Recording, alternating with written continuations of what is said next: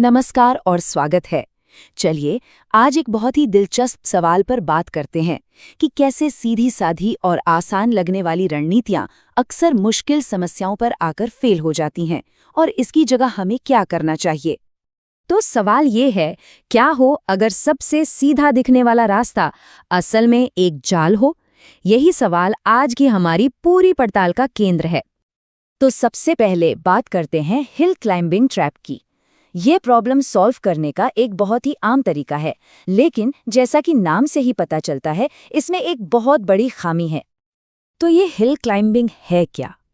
देखिए, ये एक ऐसा एल्गोरिदम है जो हमेशा अपने सबसे अच्छे, सबसे करीबी पड़ोसी की तरफ बढ़ता है। इसका लॉजिक बहुत ही आसान है। बस हमेशा ऊपर की ओर जाओ और जैसे ही कोई बेहतर पड़ोसी न मिले, वहीं रुक जाओ। लेकिन यहीं पर असली दिक्कत शुरू होती है। ये तरीका एक लोकल ऑप्टिमम पर आकर अटक जाता है। इसको ऐसे समझिए जैसे कोई पर्वतारोही एक छोटी पहाड़ी पर चढ़ गया हो और उसे लगे कि वो दुनिया की सबसे ऊंची चोटी पर पहुंच गया है, जबकि असली सबसे ऊंचा पहाड़, जिसे हम ग्लोबल ऑप्टिमम कहते हैं, वो तो कहीं और है जो उसे वहां से दिखाई ही नहीं दे रहा। तो मतलब इसके फायदे भी हैं और नुकसान भी। ये तेज है और कंप्यूटर की ज्यादा मेमोरी भी नहीं लेता, जो इसे काफी आकर्षक बनाता है। लेकिन इसका सबसे बड़ा नुकसान ये है कि ये अधूरा है। ये अक्सर सबसे अच्छा समाधान खोजने में नाकाम रहता है, क्योंकि जैसे ही इसे चढ़ाई मिलना बंद होती है, ये वहीं रुक जाता है। इसका मतलब ये है कि हमें समाधान खोजने की अपने तरीके में ही एक बड़ा बदलाव लाने की जरूरत है। चलिए एक बिल्कुल नए नजरिए पर गौर करते हैं। और ये जो दो तरीके हैं, इनमें जमीन आसमान का फर्क है।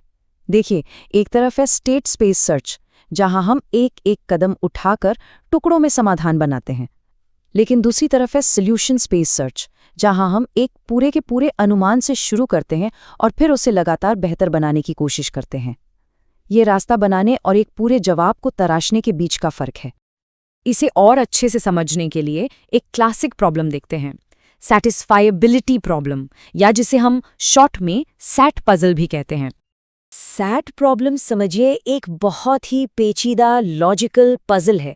मतलब एक फॉर्मूला दिया जाता है और हमें उसके वेरिएबल्स के लिए सही या गलत का ऐसा कॉम्बिनेशन ढूंढना होता है जिससे पूरा फॉर्मूला ही सही हो जाए। ये बिल्कुल एक तार्किक ताले को खोलने जैसा है। अब सॉल्यूशन स्पेस में एसएटी प्रॉब्लम का हर मुमकिन जवाब वो बस 1 और 0 की एक लंबी सी लड़ी होती है। हर ऐसी स्ट्रिंग अपने आप में एक पूरा संभावित जवाब है। तो फिर हम एक अनुमान को बेहतर कैसे बनाते हैं? यह प्रक्रिया काफी सीधी है।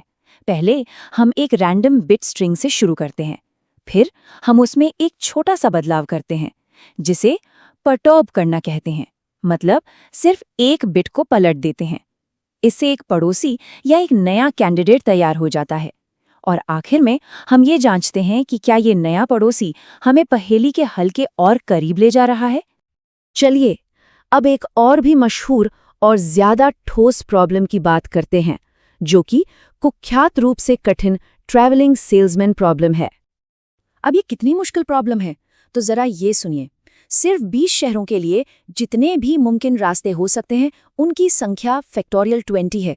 ये इतनी बड़ी संख्या है जो हमारी धरती पर मौजूद रेत के सारे कणों से भी ज्यादा है। तो जाहिर सी बात है, हर एक रास्ते को आजमा कर देखना तो नामुमकिन है। अच्छा, तो इस प्रॉब्लम को सुलझाने का सबसे सीधा तरीका क्या लगता है? यही ना कि हमेशा सबसे नजदीकी शहर में जाओ। लेकिन ये जो लालची तरीका है, ये अक्सर उलझे हुए और बहुत ही बेकार रास्ते बनाता है। ये भी बिल्कुल उसी लोकल पी के जाल में फंसने जैसा है, जहां सबसे करीबी शहर चुनना उस पल तो सही लगता है, पर अंत में ये सबसे खराब रास्ता साबित होता है। तो साफ है कि हमें इन उलझे हुए समाधानों की दुनिया में रास्ता खोजने के लिए कुछ ज्यादा स्मार्ट तरीकों की जरूरत है। चलिए अब कुछ ऐसी ही स्मार्ट रणनीतियों पर चलते हैं। ऐसी ही एक स्मार्ट तकनीक है एज एक्सचेंज।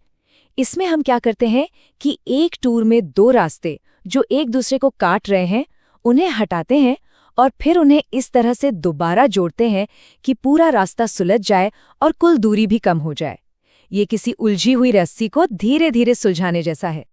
तो अगर हम इन अलग अलग तरीकों की तुलना करें तो तस्वीर कुछ ऐसी बनती है।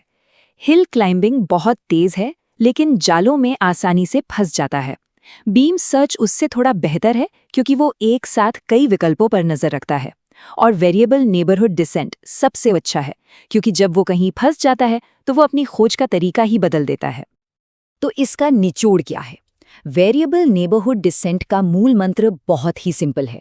अगर छोटे छोटे कदम उठाते हुए कहीं फंस जाओ तो बड़े और अलग तरह के कदम उठाना शुरू कर दो। जब एक तरीका काम ना करे तो अपना तरीका ही बदल डालो। और यही आज की हमारी पूरी चर्चा का सबसे बड़ा सबक है कि जो सच में मुश्किल समस्याएं होती हैं उनके लिए सबसे कारगर रणनीति एक एक करके समाधान बनाना नहीं है, बल्कि एक पूरे अनुमान के साथ शुरू करना और फिर उसे समझदारी से बेहतर बनाते जाना है।